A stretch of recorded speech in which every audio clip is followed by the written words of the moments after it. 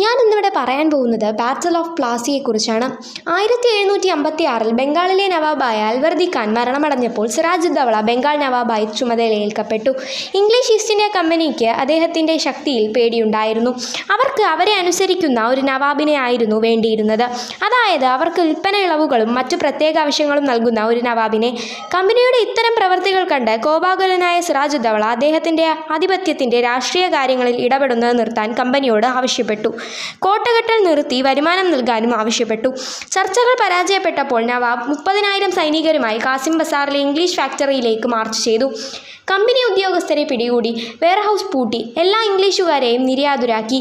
English കപ്പലുകൾ തടഞ്ഞു. തുടർന്ന് അദ്ദേഹം കൽക്കട്ടയിലെ കമ്പനിയുടെ കോട്ടയിലേക്ക് നിയന്ത്രണം സ്ഥാപിക്കാൻ മാർച്ച് ചെയ്തു. കൽക്കട്ടയുടെ പതനവാർത്ത കേട്ടപ്പോൾ മദ്രാസ് കമ്പനി ഉദ്യോഗസ്ഥർ റോബർട്ട് ക്ലൈവിൻ്റെ നേതൃത്വത്തിൽ സൈന്യത്തെ അയച്ചു. നാവികസേനയും അവരെ ശക്തിപ്പെടുത്തി. നവാബുമായി നിരന്തര ചർച്ചകൾ തുടർന്നു. ഒടുവിൽ 1757 പ്ലാസിയിൽ സിറാജുദ്ദൗളയ്ക്കെതിരെ റോബർട്ട് ക്ലൈവ് കമ്പനിയുടെ സൈന്യത്തെ നയിച്ചു. സിറാജുദ്ദൗള തോൽവിയുടെ പ്രധാന കാരണം അദ്ദേഹത്തിൻ്റെ കമാൻഡറിൽ ഒരാളായ മിർ ജാഫറിൻ്റെ നേതൃത്വത്തിലുള്ള സൈന്യം ഒരിക്കലും യുദ്ധം ചെയ്തില്ല എന്നതാണ്.